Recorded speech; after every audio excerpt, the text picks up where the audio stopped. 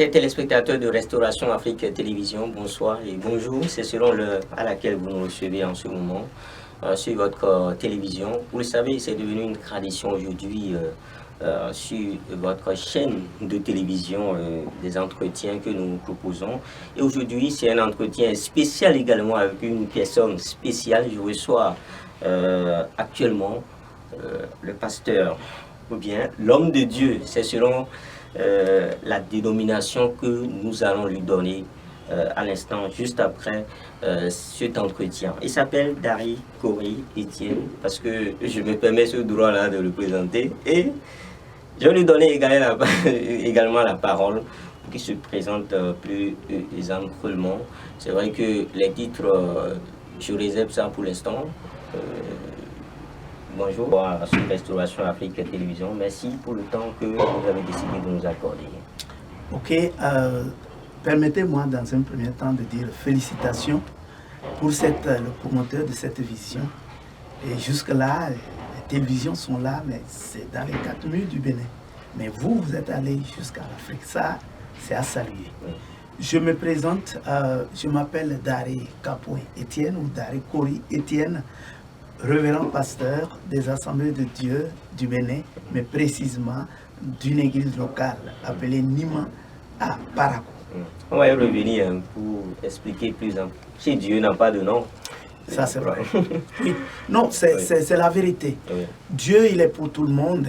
Et quand on parle de dénomination, ça c'est propre. C'est comme quelqu'un qui a des enfants, le même père, mais des enfants, des prénoms des enfants diffèrent. Donc, c'est la même chose. Le même Dieu nous appelons. Alors, comment vous en êtes arrivé là? Qu'est-ce qui vous a conduit vers Dieu? Merci beaucoup. J'ai été évangélisé. Et ça remonte de longtemps, depuis 72. J'avais à peine, je crois, entre 8 et 10 ans. J'ai un grand frère venu du Ghana. Il m'a parlé de Jésus, j'ai accepté. Je me suis donné. De très tôt au primaire, je suis sorti. Excusez, bien avant, vous fréquentez notre église ou bien vous êtes musulman? Non, mon père était animiste. Oui. J'étais animiste. Oui. Et c'était direct, mon père était animiste, il était animiste. C'est là que j'ai connu que vraiment il y a un Dieu, il y a un chemin plus éclairé. Bon, je me suis donné. Et c'est comme ça, après j'ai senti l'appel. Je suis allé à l'Institut biblique de Nat Tengo. Donc je suis diplômé de l'Institut de Nat Tengo en 84. Depuis, et vous avez fait quand? J'étais diplômé, je crois que c'est un peu moins du bac en ce moment. Ah oui. Après ça, j'ai senti, après 84, en 2004, ouais, les années, j'ai senti le besoin de me perfectionner, de me former, bien que côté théologie, comme aussi côté droit. Le droit était une passion pour moi. Donc, je me suis oui, on va en arriver au droit, mais bon, déjà après l'évangélisation et après votre étude, votre apprentissage de la Bible, de la parole de Dieu, qu'est-ce qui vous a amené, vous a conduit, vous a inspiré à aller plus loin pour venir là? Parce qu'il y en a qui ont déjà eu cette expérience d'études bibliques, mais qui se sont arrivés à un niveau qui se sont arrêtés à un niveau donné, mais bon, vous avez voulu poursuivre. Quelle inspiration? Qu'est-ce que Dieu vous a dit? Merci, monsieur. Je n'ai un mot juste. Oui. L'inspiration. Oui. J'ai eu l'inspiration de me perfectionner parce que je me suis dit, il ne faut pas s'arrêter seulement à la théologie. D'abord, la théologie, j'ai commencé le niveau 2 en 2004, qui m'a donné Bac plus 1 en théologie. Ce bac a été reconnu par les autorités du Bénin, qui était Bac plus 1. Et après, je me suis inscrit encore au niveau 3, si vous le permettez ainsi. C'est là où j'ai eu, en 88, non, 2008, excusez-moi. 2018, hein. 2018. Vous m'excusez. Bon, 2018. C'est pas à Cotonou, au Premium, c'est là où j'ai eu C'est des années qui évoluent. Oui, qui évoluent, effectivement. Je dirais aussi, avant d'autres questions, au même moment que j'étudiais en théologie, je m'étais inscrit aussi au CAPA et à la licence. Au niveau de la faculté de droit. De droit. Voilà. Privé. Voilà. Droit privé. En ce Maintenant, déjà, c'est un thème qui nos tarots de l'esprit souvent, qu'on ne comprend pas bien. Et quand on parle de théologie, c'est quoi? Oui, la théologie, c'est une science. Comme on peut dire la biologie. Théo, c'est Dieu, en grec.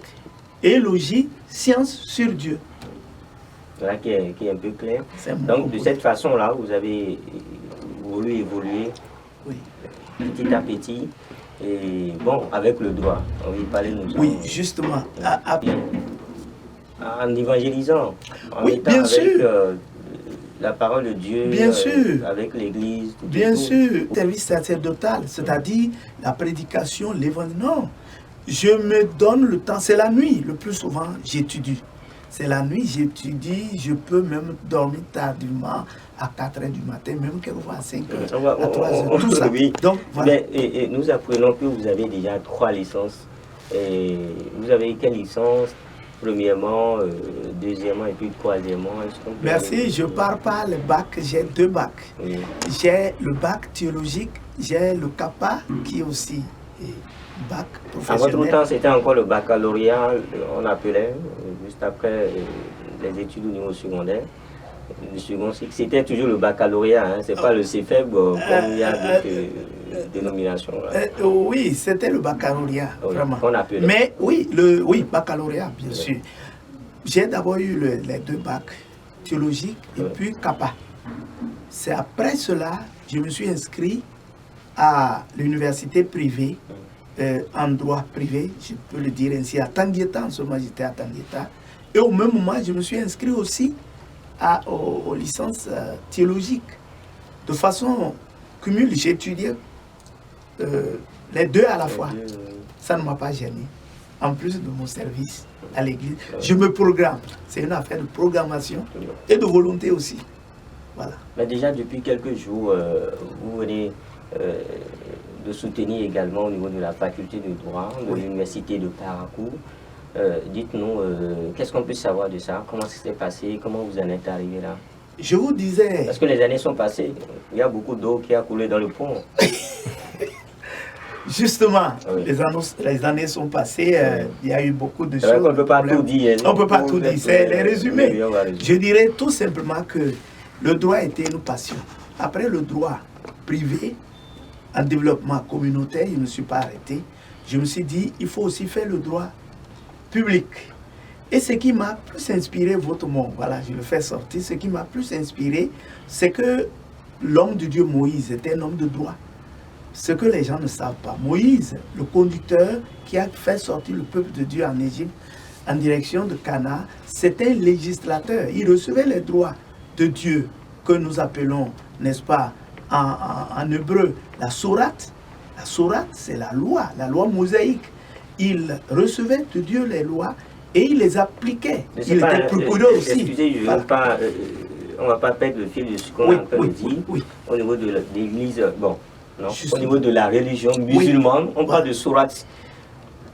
Est-ce que c'est cette loi-là que c'est de ça, par exemple? C'est cette de ce nom-là, on utilise souvent. Oui, vous savez que... Parce que parfois, on s'embrouille. Oui, il y a des confusions, mais si on est clair... C'est l'appellation qui nous embrouille. L'appellation, ça veut dire que quand on parle de sourate, c'est la loi. Et en hébreu et en araméen, ils ont les mots qui se ressemblent. Donc, la loi chez les Hébreux, la loi chez les... Comment vous les appelez? Les musulmans, ou bien comment on peut les appeler? Voilà, c'est la même chose. Ceux qui suivent le prophète Mahomet. En tout cas, c'est le prophète, chacun est venu avec en tout cas, la mission que Dieu lui a donnée. Voilà. Il y a Jésus qu'ils appellent un Nabissa. Chacun a fait sa mission. Comme nous les pasteurs, il y a les évangélistes, il y a les enseignants, il y a les docteurs, ainsi de suite.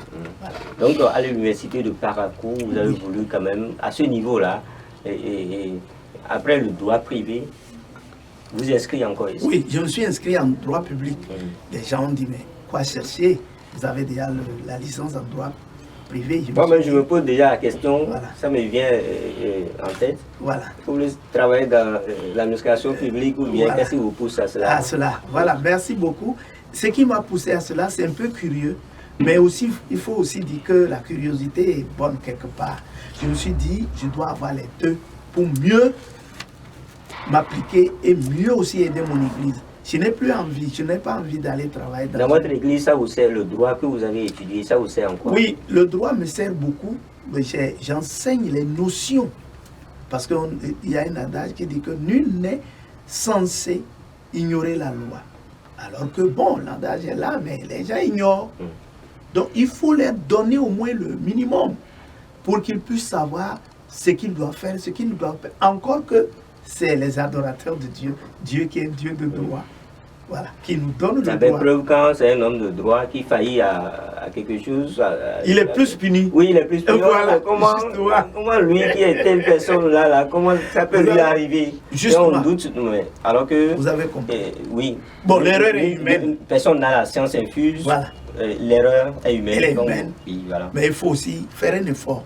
Voilà. Donc ça vous sert beaucoup. Ça me sert beaucoup. Ah oui. Ça me sert du côté des hommes, des foyers. Ça me sert du côté des communautés, bon, disons, en un mot, de l'église dans son ensemble. Hommes, femmes, enfants. Donc, en un mot, homme, grand H. Maintenant, comment on peut évoluer de cette façon-là? Quelle est votre expérience? Est-ce que c'est parce que vous, là, vous avez un soutien particulier? Ceux qui nous regardent vont dire maintenant, comment moi-même je peux faire comme lui? Qu'est-ce qui vous a amené à cela? C'est parce que quand on parle de financement, c'est l'argent, on pense directement. Oui. Est-ce que l'argent était à votre disposition? C'est ça qui vous a permis quand même de franchir ces étapes-là? Merci. J'ai fait sortir un mot, j'ai dit tout dépend de la volonté, de la programmation. On peut avoir l'argent, bien que on a, mais l'argent ne va pas nous servir si on ne sait pas se programmer. Je me suis programmé. Je mets quelque chose de côté et je sais que je dois étudier. Et ce n'est pas que je sacrifie ma famille. Ma famille a sa petite part, mais mes études aussi, je réserve quelque chose. Donc, de tout ça, il faut la volonté. Je m'en vais aussi. Je ne sais pas si je dois le dire. Même à 60 ans. Oui, même à 60 ans. Écoutez-moi, le bac français de 2018, le plus jeune avait 13 ans, le plus âgé avait 76 ans. Donc son deuxième petit-fils. Oui. Ça me gêne tant qu'il y a la vie, tant qu'il y a la vie, oui, mais quelquefois il faut adopter de bonnes choses. C'est pas parce qu'ils sont à l'Occident. Il faut tricher positivement les autres. Merci beaucoup, vous l'avez dit, et c'est exactement cela. Donc voilà, je dirais aux jeunes, je ne sais pas si la question est déjà venue, je vais m'adresser aux jeunes. Aujourd'hui, nous voyons dans beaucoup de déscolarisés, dans des rues et puis partout. Donc les gens se disent par exemple que l'espérance de vie c'est combien maintenant? Voilà. Pourquoi je vais étudier? L'autre est mort à tel âge. Oui. Pourquoi je vais me gêner? Il faut me marier, avoir des enfants. Le minimum là que j'ai déjà là, ça me suffit. Pourquoi encore chercher à m'échiner, à apprendre? Il faut m'arrêter là. Les gens se trompent, justement. Les Ivoiriens ont dit, c'est vrai, même pour côté chrétien, ils ont dit, quand nous disons Jésus revient, c'est vrai, je suis croyant, Jésus revient. Mais est-ce que c'est parce que Jésus revient, il faut croiser les bras? Il faut travailler fort.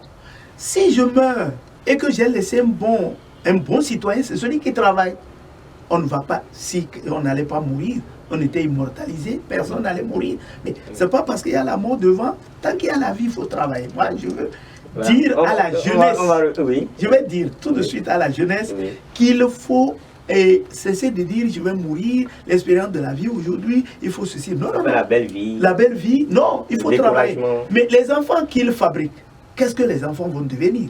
Si tu n'avais pas une base, il faut étudier, même quand tu as de biens matériels et que tu n'as pas été initié, étudier pour savoir comment faire.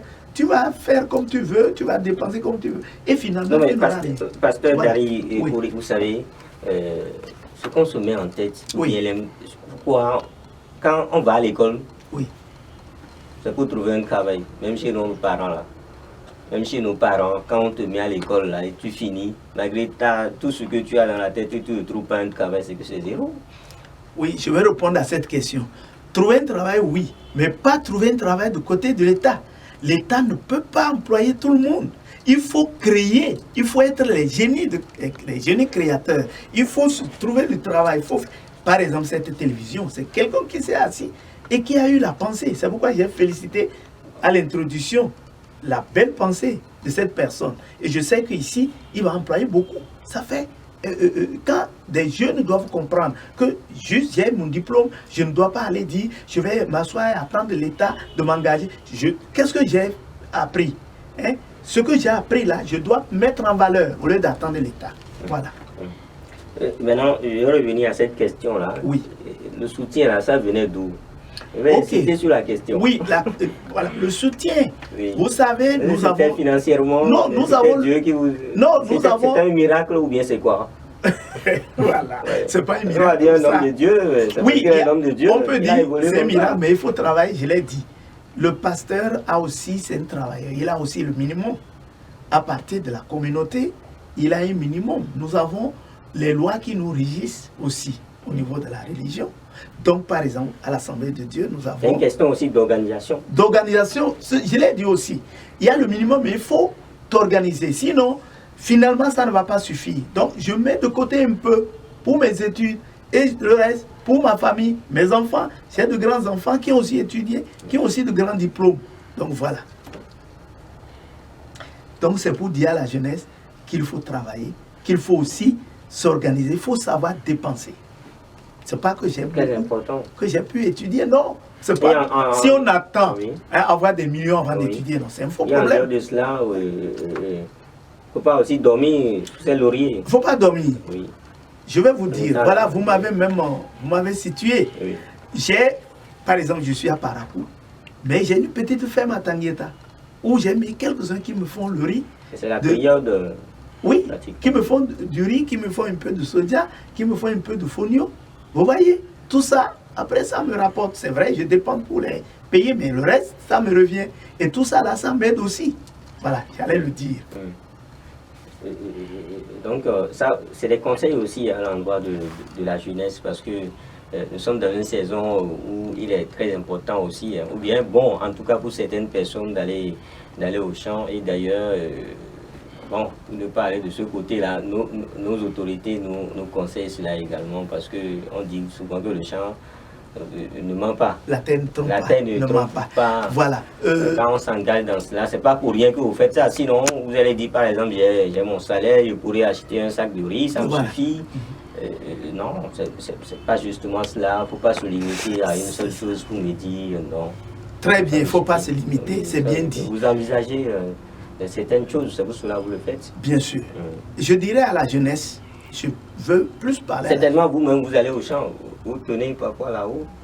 Non, je ne peux plus tenir là-haut. J'avais tenu à 30 ans, j'ai tenu, à 40 ans, j'ai tenu. Ça vous est arrivé depuis 50 ans, aujourd'hui. Oui, je l'ai fait. Mais aujourd'hui, pour beaucoup de raisons, d'abord, je n'ai pas le temps. Il y a... J'ai beaucoup d'autres choses. Pendant que vous étudiez, oui, j'étudie, je prêche aussi à la radio là-bas, je prêche au Grand Regard, comme bientôt, par la grâce de Dieu, il va commencer ici. Donc, je n'ai pas le temps matériel. Et aussi à l'âge. Quand l'âge évolue, vous voyez, quand j'avais 40 ans, 30 ans, je pouvais tenir là-haut et bien remuer la terre. Mais aujourd'hui, je ne peux plus le faire. Mais comment on arrive à s'organiser? Mais j'ai les idées. De cette façon-là, quand on est un homme de Dieu, oui, et qu'on a une obligation au niveau de l'Église, oui, on a des fidèles qui ont besoin de vous, qui vous appellent à tout moment, oui, et à n'importe quelle heure. Vous avez la famille qui est là aussi, oui, vous avez des enfants. Oui. En tout cas, un homme de Dieu, c'est quelqu'un qui est sollicité. C'est ça, partout. Oui. Comment ça se passe? Comment ça s'est passé avec vous? Comment ça se passe actuellement avec vous? Comment vous continuez cela? J'ai répondu aux journalistes de Grand Regard la fois dernière. Je dis, de tout ce temps et de toutes mes préoccupations, rien ne m'a empêché et rien n'a fait que rien n'a agi sur ni mes études, ni mes prédications, ni ceci n'a agi sur quoi que ce soit, sur mon service sacerdotal. Non, c'est une affaire de programmation. Je me programme pour ma prédication, par exemple. Quand je sais que dans la semaine, j'ai 3 prédications, je me programme et je trouve le temps, je me prépare. Quand je sais que dans la semaine, je dois aller au devoir, à l'université, je me programme. C'est pourquoi la nuit, quelquefois, les nuits deviennent les jours pour moi. Donc, je divise mon sommeil. Je me prive un peu de sommeil pour remplir mes devoirs de tous les jours. Et c'est ce que je vais dire aux jeunes. Quand on veut dormir tout le temps, quand on veut prendre le plaisir tout le temps, on ne pourra plus. Par exemple, je suis pasteur. Vous l'avez dit tout à l'heure, on me sollicite pour prier, on me sollicite pour prier, pour prêcher, on me sollicite pour cela. Si je ne me programme pas dans la nuit pour me priver un peu de sommeil, ça veut dire que je ne peux pas. Voilà. Donc, voilà comment j'ai fonctionné. Et jusqu'à présent, je fonctionne comme ça. Même les collègues, certains s'étonnent du fait que je suis pasteur, je suis aussi là-bas et rien ne peut pas me reprocher, ne peut pas venir dans mon église, un fidèle va se prendre pour dire ah, je l'ai appelé, il n'a pas répondu. Non, malgré mon âge aussi. Voilà. Aujourd'hui, cette soutenance que vous venez de terminer va vous servir à quoi? C'est vrai que vous l'avez dit. Oui, je l'ai dit tantôt, je vais réitérer pour dire que je suis en train de dire si Dieu me prête vie, je ne vais pas m'arrêter là, je vais continuer. Peut-être que je peux aussi convertir ici, on peut le dire ainsi, ou le diplôme, ou aussi voir autrement. Je ne vais plus travailler de côté de la famille. Voilà la vision qui m'anime maintenant. S'il faut que je vais faire, par exemple, le master en droit de famille, je verrai tout ça. Ce qui pourra plus aider l'Église, c'est sur ça que je vais m'atteler. On va y revenir avec vous voilà. Selon votre disponibilité. Maintenant, est-ce que ça arrive? Est-ce que les camarades étudiants savent que vous avez étudié là? Est-ce que ceux qui ont le bas âge savent que vous êtes pasteur et que celui-là, celui qui vient là, bon, à l'université, on dit non, celui-là c'est un vieux, il ne sait pas ce qu'il cherche. Oui, on vient, la barbe comme blanche. Ça, on vient, bon. Avec on est assis avec lui, quasi, bon, voilà que lui s'assoit dans son coin là, et puis bon, c'est peut-être on vous salue. Non, il sait ce qu'il cherche, oui, avec la barbe blanche. Oui, oui. Est-ce que les étudiants se sont une fois approchés de vous pour dire, rapprochés de vous, pour demander, mais qu'est-ce que vous faites dans la vie? Une histoire comme ça, quoi. Oui, j'ai eu ces questions, mais pas chaque fois. J'ai eu quelques questions comme ça, et même dans les salutations avec respect. Il y a même des enseignants qui ne savent pas. Qui ne savent pas. Et même les étudiants qui me saluent comme si je suis venu donner les cours. C'est vrai, je n'ai pas été tout le temps un élève, un étudiant, excusez-moi, régulier. Oui, j'ai été ça arrive. Irrégulier. C'est-à-dire, je vais composer. C'est les quelques fois que j'ai suivi les cours, compte tenu de mon temps et tout ça. Même j'étais à Tangueta, regardez la distance, je venais composer et retourner. C'est pas facile. Et donc, je le faisais. Tout ça, c'est la volonté. Et je dis que quand il y a la volonté, quelqu'un, ça dit l'âge importe peu. Vous pouvez avoir même, si on peut le dire ainsi, si la vie se prolonge 100 ans et encore vraiment se donner, c'est vrai, on ne peut pas avoir encore toutes les facultés. Il peut y avoir un peu de diminution, mais si la volonté est là, on va finir par y arriver. J'ai eu de reprises, ce n'est pas que tout a été rose pendant, mais j'ai eu de reprises.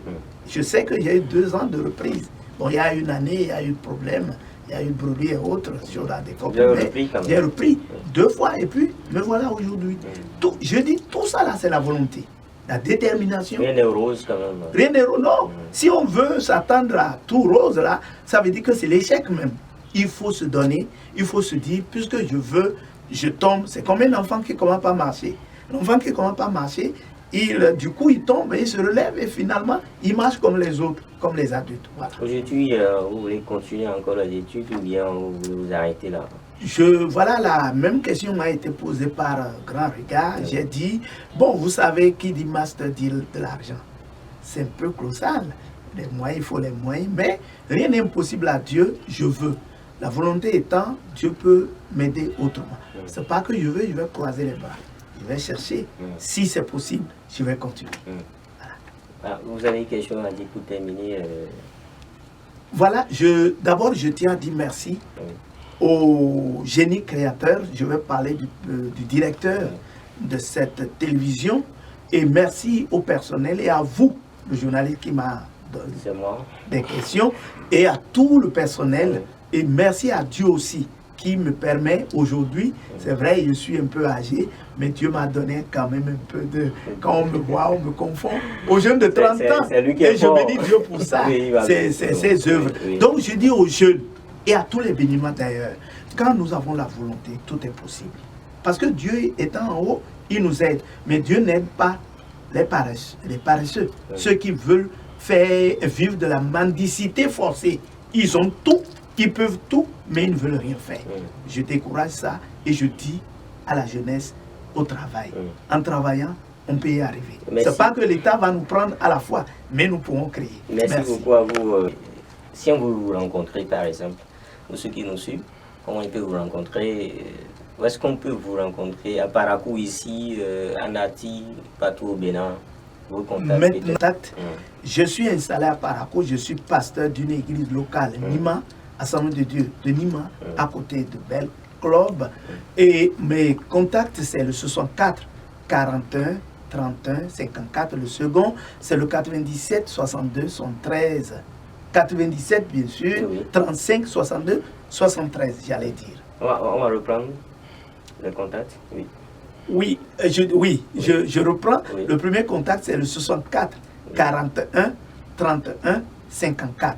Le second, c'est le 97 35 62 73.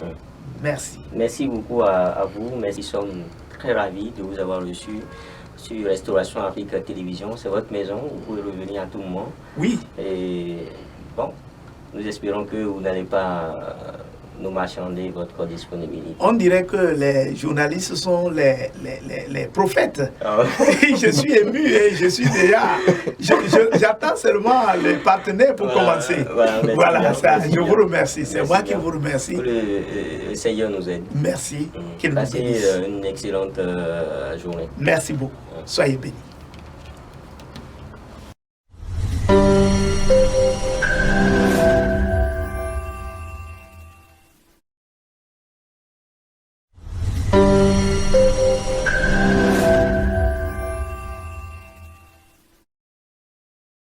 Chers téléspectateurs de Restauration Afrique Télévision, bonsoir et bonjour. C'est selon l'heure à laquelle vous nous recevez en ce moment sur votre télévision. Vous le savez, c'est devenu une tradition aujourd'hui sur votre chaîne de télévision des entretiens que nous proposons. Et aujourd'hui, c'est un entretien spécial également avec une personne spéciale. Je reçois actuellement le pasteur ou bien l'homme de Dieu. C'est selon la dénomination que nous allons lui donner à l'instant, juste après cet entretien. Il s'appelle Dari Kori Etienne, parce que je me permets ce droit-là de le présenter. Et je vais lui donner également la parole pour qu'il se présente plus amplement. C'est vrai que les titres, je réserve ça pour l'instant. Bonjour, sur Restauration Afrique Télévision. Merci pour le temps que vous avez décidé de nous accorder. Ok, permettez-moi dans un premier temps de dire félicitations pour le promoteur de cette vision. Et jusque-là, les télévisions sont là, mais c'est dans les 4 murs du Bénin. Mais vous êtes allé jusqu'à l'Afrique. Ça, c'est à saluer. Je me présente, je m'appelle Dari Kapouin Etienne ou Dari Kori Etienne, révérend pasteur des Assemblées de Dieu du Bénin, mais précisément d'une église locale appelée Nima à Parakou. On va y revenir pour expliquer plus en si Dieu n'a pas de nom. Ça c'est vrai. Oui. Non, c'est la vérité. Oui. Dieu, il est pour tout le monde. Et quand on parle de dénomination, ça c'est propre. C'est comme quelqu'un qui a des enfants, le même père, mais des enfants, des prénoms des enfants diffèrent. Donc, c'est la même chose. Le même Dieu nous appelons. Voilà. Alors, comment vous en êtes arrivé là? Qu'est-ce qui vous a conduit vers Dieu? Merci beaucoup. J'ai été évangélisé. Et ça remonte de longtemps, depuis 72. J'avais à peine, je crois, entre 8-10 ans. J'ai connu, c'est un grand frère venu du Ghana. Il m'a parlé de Jésus, j'ai accepté. Je me suis donné. De très tôt au primaire, je suis sorti. Excusez, bien avant, oui. Vous fréquentez notre église ou bien vous êtes musulman? Non, mon père était animiste. Oui. J'étais animiste. Oui. Et c'était direct, mon père était animiste, il était animiste. C'est là que j'ai connu que vraiment il y a un Dieu, il y a un chemin plus éclairé. Bon, je me suis donné. Et c'est comme ça, après j'ai senti l'appel. Je suis allé à l'Institut biblique de Nat Tengo. Donc je suis diplômé de l'Institut de Nat Tengo en 84. Depuis, et vous avez fait J'étais diplômé, je crois que c'est un peu moins du bac en ce moment. Ah oui. Après ça, j'ai senti, après 84, en 2004, ouais, les années, j'ai senti le besoin de me perfectionner, de me former, bien que côté théologie, comme aussi côté droit. Le droit était une passion pour moi. Donc, je me suis oui, inscrit. on va en arriver au droit, mais bon, déjà d'accord. après l'évangélisation et après votre étude, votre apprentissage de la Bible, de la parole de Dieu, qu'est-ce qui vous a amené, vous a conduit, vous a inspiré à aller plus loin pour venir là? Parce qu'il y en a qui ont déjà eu cette expérience d'études bibliques, mais qui se sont arrivés à un niveau donné, qui se sont arrêtés à un niveau donné, mais bon, vous avez voulu poursuivre. Quelle inspiration? Qu'est-ce que Dieu vous a dit? Merci, monsieur. Je n'ai mot juste. L'inspiration. J'ai eu l'inspiration de me perfectionner parce que je me suis dit, il ne faut pas s'arrêter seulement à la théologie. D'abord, la théologie, j'ai commencé le niveau 2 en 2004, qui m'a donné bac plus 1 en théologie. Ce bac a été reconnu par les autorités du Bénin, qui était bac plus 1. Et après, je me suis inscrit encore au niveau 3, si vous le permettez ainsi. C'est là où j'ai eu, en 88, non, 2008, excusez-moi, 2018, hein, 2018, vous m'excusez, bon, 2018, c'est pas à Cotonou, au Premium, c'est là où j'ai eu c'est des années qui évoluent. Oui, qui évoluent, effectivement. Je dirais aussi, avant d'autres questions, au même moment que j'étudiais en théologie, je m'étais inscrit aussi au CAPA et à la licence au niveau de la faculté de droit. De droit. Privé. Droit privé. Maintenant, déjà, c'est un thème qui nous taraude l'esprit souvent, qu'on ne comprend pas bien. Et quand on parle de théologie, c'est quoi? Oui, la théologie, c'est une science. Comme on peut dire la biologie. Théo, c'est Dieu, en grec. Et logie, science sur Dieu. Voilà qui est un peu clair. Donc, de cette façon-là, vous avez voulu évoluer petit à petit. Et bon, avec le droit. Oui, oui, justement. En évangélisant. En étant bien avec, sûr. La parole de Dieu, bien sûr. avec l'Église. Bien sûr. Service sacerdotal, c'est-à-dire la prédication, l'évangile. Non. Je me donne le temps. C'est la nuit. Le plus souvent, j'étudie. C'est la nuit, j'étudie, je peux même dormir tardivement à 4 h du matin, même quelquefois à 5 h, à 3 h, tout ça. Oui. Donc, voilà. Et nous apprenons que vous avez déjà 3 licences. Et vous avez quelle licence? Premièrement, deuxièmement et puis troisièmement. Merci, je ne pars pas le bac, j'ai 2 bacs. Oui. J'ai le bac théologique, j'ai le CAPA qui est aussi bac professionnel. À votre temps, c'était encore le baccalauréat, on appelait, juste après les études au niveau secondaire. Le second cycle, c'était toujours le baccalauréat, hein, c'est pas le CFEB comme il y a d'autres dénominations. Oui, c'était le baccalauréat, vraiment. On appelait. Mais oui, baccalauréat, bien sûr. J'ai d'abord eu les 2 bacs, théologiques et puis CAPA.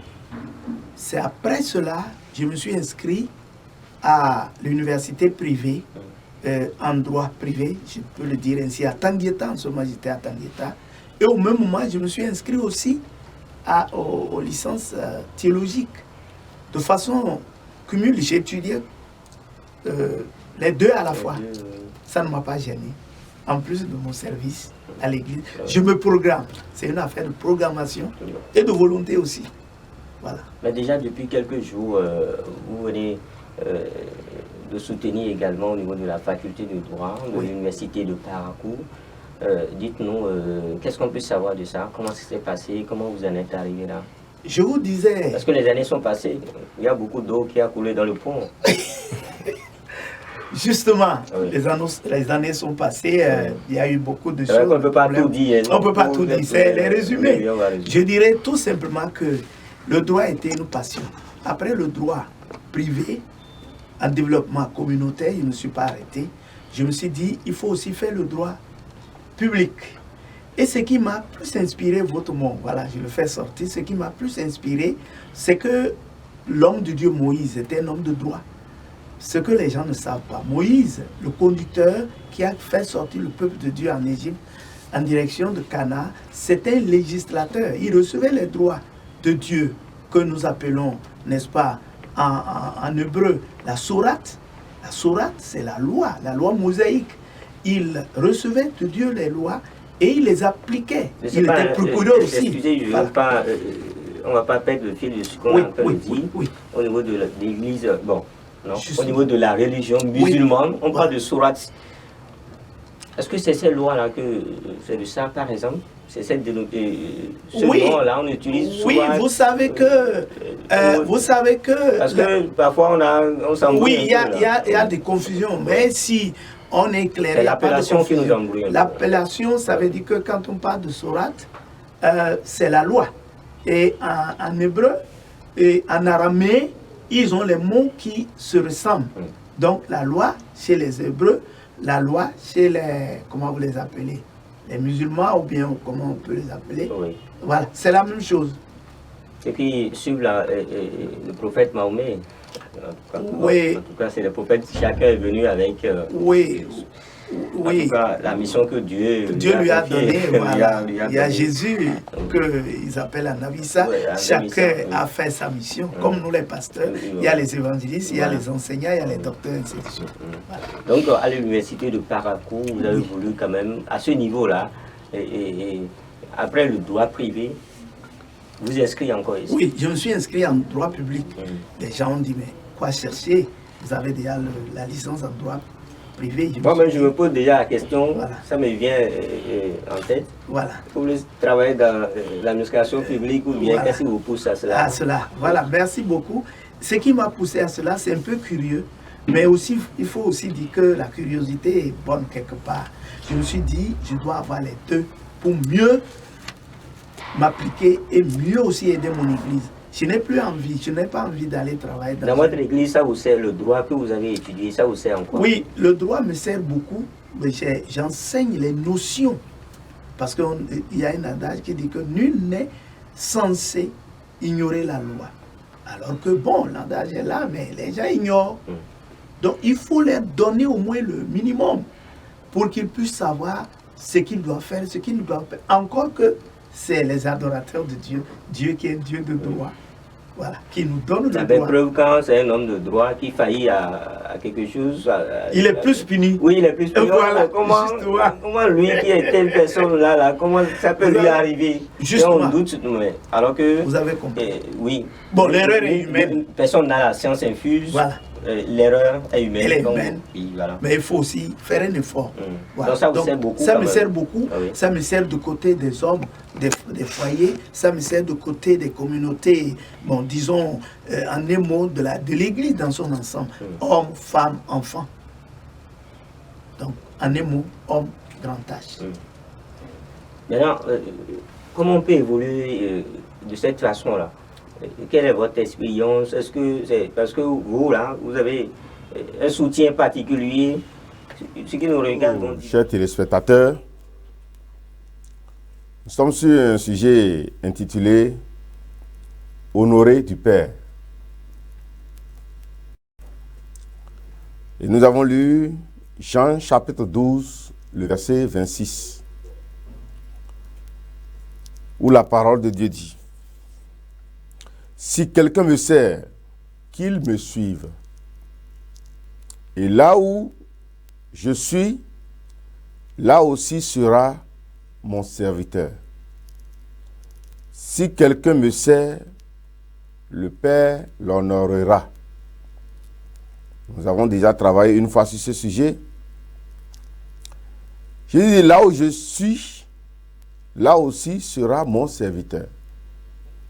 Si je suis allé en haut, mon serviteur aussi ira en haut. Donc, nous avons dit que si quelqu'un est honoré du Père, et si nous n'honorons pas celui-là, nous créons des problèmes ainsi. On ne s'oppose pas à quelqu'un qui est honoré pour sa vie. Si Dieu a honoré quelqu'un devant ta vie, il faut apprendre à honorer celui-là. Sinon, tu vas courir des risques. Tu vas te déranger pour rien. Parce que Dieu a toujours les yeux sur ceux-là que lui, il a honorés. Nous avons vu beaucoup de personnes dans la Bible qui ont été honorées par le Père. Et que les hommes ont été obligés de les honorer. Le cas de Mardochée, que Aman était en train de déranger. Et finalement, c'est lui-même qui a couru devant lui pour l'honorer. Parce que Mardochée est un honoré du Père. Une fois que le Père l'a honoré, les hommes autour de lui sont obligés. Sinon, ils vont se créer de problèmes. Donc, on ne s'oppose pas à celui-là que Dieu a honoré. Dieu peut éliminer quelqu'un à cause de quelqu'un qui est honoré. Dieu peut éliminer même des gens. Dieu peut accepter la mort des gens qui sont autour, tout juste pour sauver la vie, seulement à quelqu'un qui est un honoré du Père. Donc nous devons être en éveil pour ne pas aller contre quelqu'un qui est un honoré du Père pour nous. Nous avons mentionné déjà des gens qui sont autour de nous que Dieu a déjà honorés pour nous. Quelqu'un peut être honoré du Père pour celui qui est à côté de toi sans l'être pour toi. Ça dépend bien. Mais il y a des honorés que nous avons en commun. Et si ces gens-là sont déjà honorés du Père, nous devons les honorer. L'honoré qui est honoré de tout le monde, c'est-à-dire tout le monde doit honorer celui-là. C'est le Créateur du ciel et de la terre. Que tu sois dans n'importe quel pays, que tu sois dans n'importe quelle position d'honneur, tu dois reconnaître à Dieu sa place d'honneur. Parce que il est déjà un honoré du Père. Dieu lui-même est dans son propre honneur. Et si quelqu'un ne reconnaît pas à Dieu sa place, celui-là peut avoir tous les problèmes de ce monde. Deuxième personne que tu dois honorer, parce que Dieu l'a déjà honoré pour toi. Tu dois savoir que ton géniteur n'est pas mon géniteur. Je peux voir ton géniteur dans certaines situations et le dépasser. Mais toi, tu ne peux pas le dépasser. Je peux voir ton géniteur en train de marcher sur la voie parce que je ne le connais pas et le dépasser. Mais toi, tu ne peux pas le voir et le dépasser.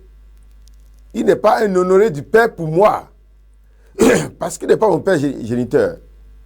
Mais pour toi, il est un honoré du Père. Si nous sommes en convoi et tu le vois et le dépasses comme moi, ça veut dire que tu n'as pas fait un travail. Et la loi de l'honneur va te frapper. Parce que la loi de l'honneur dit, honore ton père et ta mère. Si tu le négliges, tu auras des problèmes dans ta vie. La vie ne te sera pas agréable. La vie te sera amère. Tout pasteur peut te donner des conseils pour te dire, il faut fuir ton père, il faut fuir ta mère. Tu peux avoir des prophètes de tout qui te disent que ton pasteur, ton papa peut-être, plutôt, est un sorcier, ta maman est une sorcière. Eux, ils vont dire pour eux. Mais la loi de l'honneur de Dieu va te frapper. Parce que c'est une loi de Dieu. Tu dois beaucoup faire attention pour ne pas te détruire. Tes géniteurs sont très importants pour toi. Ils sont des honorés du Père pour toi. Ce n'est pas qu'ils seront honorés pour toi. Ils sont déjà honorés. si toi tu les honores ou pas, Dieu les a déjà placés dans une position d'honneur pour toi. Et c'est à toi maintenant de les honorer pour recevoir les récompenses de Dieu. Troisième personne qui est honorée du Père, ce sont les hommes de Dieu. Quelqu'un qui est appelé à servir dans le royaume de Dieu. Quelqu'un qui est appelé à travailler pour le salut des hommes qui sont autour de lui est déjà un honoré du Père. Le nom de Dieu est déjà sur lui. Lui-même peut perdre cet honneur qui est sur lui. Ce n'est pas ça que je refuse. Lui-même peut avilir cet honneur qui est sur lui. Ce n'est pas ça que je refuse. Mais une fois qu'il porte déjà le nom de Dieu et qu'il travaille dans le royaume de Dieu, tu dois beaucoup te garder de lui pour ne pas ramasser des malédictions.